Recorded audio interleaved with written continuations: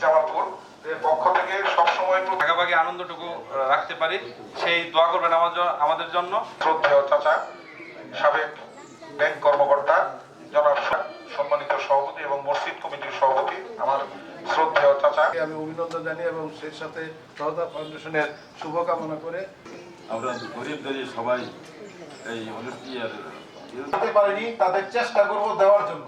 যারা পান নাই বা একবার আরো কয়েকবার দেখেছেন আমাদের এই এক্সক্রেডিটেড যারা সিরিয়াল অনুযায়ী স্লিপ দিয়ে দেবে, এক সিরিয়ালে সুন্দর করে আপনারা বের হয়ে সুন্দর 1 কেজি করে পোলাওয়ের চাল, হাফ লিটার করে তেল, চিনি, ডাল সহায়তা করেছেন প্রশাসনের লোকজন, তাদেরকে আমি ধন্যবাদ জানাই।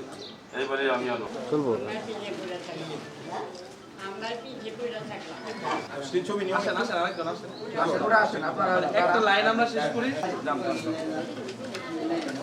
বিশৃঙ্খলা করেন না, বিশৃঙ্খলা করেন না।